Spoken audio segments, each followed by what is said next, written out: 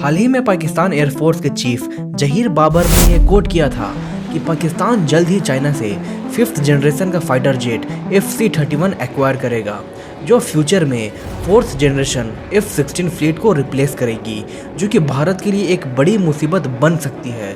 The Air Force chief made the announcement this month. He said, and I'm quoting here, the foundation for acquiring the J-31 stealth fighter aircraft has already been laid, which is all set to become part of the fleet in the near future. क्योंकि कम से come on paper FC-31 एक stealth aircraft है, जिसका जवाब भारत का कोई भी fighter नहीं दे सकता है, क्योंकि भारत के पास अभी भी स्टेल्थ टेक्नोलॉजी वाला प्लेन नहीं है।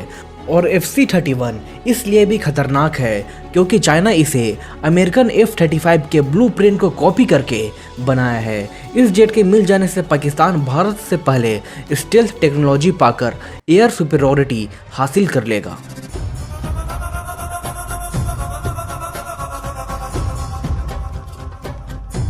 इसके अलावा भारत के राफेल खरीदने के बाद पाकिस्तान ने भी चाइना से 36 J-10CE multi role fighter jet खरीदा था। चाइना ने इन प्लेन्स को इजराइल के लावी एयरक्राफ्ट के ब्लूप्रिंट को कॉपी करके बनाया है। पाकिस्तान को 20 J-10CE एयरक्राफ्ट ऑलरेडी डिलीवर्ड हो चुके हैं एंड रिपोर्ट्स के अनुसार पाकिस्तान ने एडिशनल 14 J-10CE का ऑर्डर दिया है, जिसके बाद पाकिस्तान के J-10CE का फ्लीट की संख्या 50 हो जाएगी।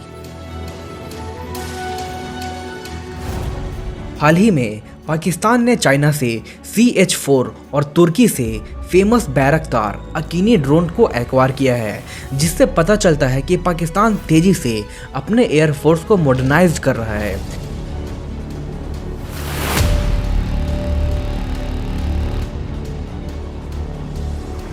ये हम सब जानते हैं कि पाकिस्तान काफ़ी लंबे समय से इकोनॉमिक क्राइसिस से जूझ रहा है।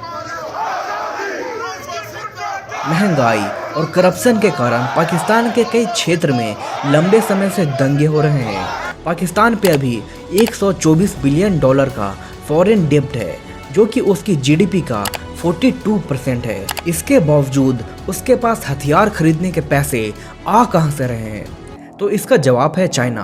पिछले 2 दशकों में चाइना एक महाशक्ति बनकर उभरा है।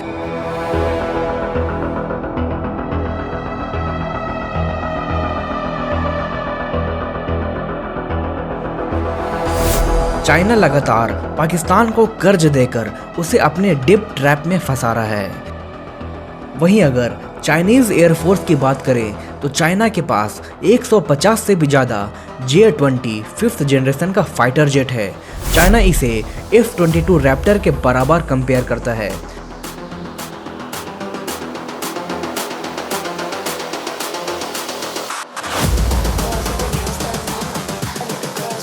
इसके अलावा चाइना गुप्त रूप से और भी दूसरे 5th जनरेशन फाइटर जेट को डेवलप करने में लगा है। चाइना के पास कॉम्बैट ड्रोन की भी एक बड़ी फौज है। उनमें से कई ड्रोन सुपरसोनिक रफ्तार से उड़ान भर सकते हैं। फायर पावर, स्ट्रेंथ, नंबर्स, कई मायनों में चाइना भारत से काफ़ी आगे निकल चुका है। ये एक हार्श ट्रूथ है। भले ही उनके वेपन्स वार टेस्टेड नहीं है, पर ऑन पेपर उनके एडवांटेज साफ साफ दिखाई देता है। वहीं दूसरी ओर जहां भारत मालदीव को कई दशकों से सहायता करते आया है, इसके बावजूद चाइना के दबाव में मालदीव भारत को धोखा दे रहा है। हाल ही में मालदीव ने भी तुर्की से बैरक्तार TB2 ड्रोन को परचेज किया है। इससे पता चलता है कि हालात काफ़ी गंभीर हैं। तो यहाँ सवाल है कि तेज़ी से बदलते दुनिया में भारत कहाँ स्टैंड कर रहा है? भारत अपने 5th जनरेशन का जेट AMCA AMCA को दशकों से डेवलप ही कर रहा है। माना जा रहा है कि AMCA की फर्स्ट फ्लाइट 2028 में पॉसिबल है, और अगर सब शेड्यूल के अनुसार हुआ तो 2034 से 35 के बीच इसे इंडियन एयरफोर्स में इंडक्ट किया जाएगा। G414 engines should start flying in about 10 years, or should for the first flight will happen in 7 years, but the induction may take 10 years. यानी कि भारत 2030 के बाद ही स्टेल्थ फाइटर को ऑपरेट करने वाला देश बन पाएगा। और वहीं दूसरी ओर तुर्की का 5th जनरेशन का प्लेन TF खान का फर्स्ट प्रोटोटाइप और फर्स्ट फ्लाइट ऑलरेडी कंडक्ट किया जा चुका है। हाल ही में TF खान ने अनदर फ्लाइट में 10,000 फीट के एल्टीट्यूड को टच किया था। वहीं साउथ कोरिया का 5th जनरेशन का फाइटर के 5 प्रोटोटाइप बनकर तैयार हो चुके हैं। हाल ही में KF-21 ने 1.8 मैक की रफ्तार को छूकर दुनिया को चौंका दिया। वहीं दूसरे टेस्ट में KF-21 1.8 मैक की रफ्तार को भी छू चुका है। इसके जरिए एयर टू एयर रिफ्यूलिंग भी सक्सेसफुली कंडक्ट किए गए हैं और मिसाइल्स को भी फायर किया जा चुका है। वहीं भारत का एम्बिशियस प्रोजेक्ट अभी भी ऑन पेपर ही एग्जिस्ट करता है।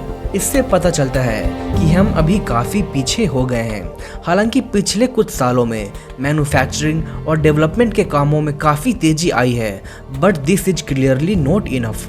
हालांकि ड्रोन टेक्नोलॉजी में भारत धीरे धीरे लीडिंग एज हासिल कर रहा है, फिर भी हम तुर्की और चाइना जैसे देशों से पीछे हैं। हाल ही में भारत में बने इजरायली हर्मीज ड्रोन को इजरायल को एक्सपोर्ट किया गया है। हाल ही में भारत ने अमेरिका से 31 MQ-9 ड्रोन खरीदने का फैसला लिया है। MQ-9 ड्रोन को दुनिया का सबसे खतरनाक ड्रोन माना जाता है और ये कॉम्बैट टेस्टेड है। ये ड्रोन लगभग 40 आवर तक लगातार उड़ान भर सकता है और इसी बीच भारत स्वदेशी ड्रोन जैसे कि रुस्तम और तपस को भी जल्द ही ऑपरेशनल करने के लिए लगा हुआ है। एक तरफ जहां पाकिस्तान का 80% वेपन चाइना से आता है, भारत तेजी से आत्मनिर्भर होने में जुटा है, जिस कारण से भले ही हमारा ग्रोथ स्लो है बट फाउंडेशन काफ़ी स्ट्रॉन्ग बन रहा है। लेकिन अभी करेंट सिचुएशन में कॉन्सेप्ट से प्रोटोटाइप तक के जर्नी को काफ़ी तेज़ी से कवर करना होगा, नहीं तो हम बाकी दुनिया से काफ़ी पीछे रह जाएंगे। इसकी सीख हम हेल तेजस के डेवलपमेंट और इंडक्शन से ले सकते हैं। तेजस की फर्स्ट फ्लाइट 2001 में हुई थी और इसकी पहली स्क्वाड्रॉन 2016 में ऑपरेशनल हुई थी। हालांकि प्रोटोटाइप मॉडल के बाद इसमें कई सारे चेंजेस किए गए ताकि ये रिलेवेंट रह सके, लेकिन फिर भी इसे फुल्ली इंडक्ट होने में काफ़ी समय लग गया। अब जाके इसकी प्रोडक्शन फुल कैपेसिटी पे हो रही है।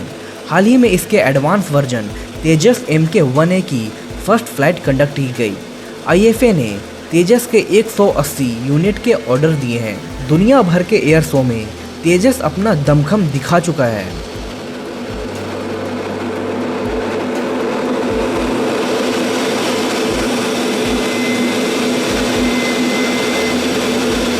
वहीं अगर तेजस के राइवल JF-17 की बात करें, जिसे पाकिस्तान और चाइना ने मिलकर बनाया है, तो इसकी पहली फ्लाइट तेजस से 2 साल बाद 2003 में कंडक्ट की गई थी।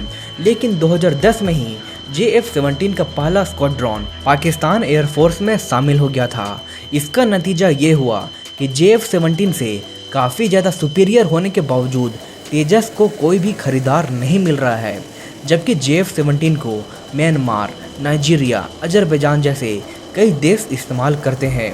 JF-17 के जहां 170 से भी ज़्यादा यूनिट्स बनाए जा चुके हैं, तेजस के सिर्फ और सिर्फ 50 यूनिट को ही बनाया गया है। भले ही हम क्वालिटी के मामले में आगे हैं, लेकिन हम क्वांटिटी के इस मामले में काफ़ी पीछे हो रहे हैं, जबकि करेंट सिनारियो में इन दोनों के बीच बैलेंस काफ़ी ज़रूरी है। वहीं अगर हम इंडियन एयरफोर्स की नीड के बारे में जानें, तो उनके अनुसार उन्हें 42 स्क्वाड्रॉन की ज़रूरत है, जबकि अभी सिर्फ 32 स्क्वाड्रॉन ही एक्टिव हैं। जानकारी के लिए बता दें कि एक स्क्वाड्रॉन में 18 प्लेन्स होते हैं। इस हिसाब से भारत को 180 एडिशनल जेट्स की ज़रूरत है। इसके अलावा भारत के बेड़े में अभी भी जो प्लेन्स मौजूद हैं, उनमें से कई पुराने हो चुके हैं, जैसे कि मिराज 2000 और जगुआर। 2030 के आने तक इन्हें भी रिप्लेस करने की ज़रूरत है। हालांकि इसका मतलब ये नहीं कि भारत अभी प्रिपेयर्ड नहीं है। Thank god to experts pilot और इंटेंस ट्रेनिंग, हम अभी भी पाकिस्तान और चाइना दोनों से मुकाबला कर सकते हैं, लेकिन हमें भी सिर्फ स्किल्स के भरोसे नहीं रहना है, ताकि हर एक रूप से एयर सुपीरियरिटी मेंटेन रहे।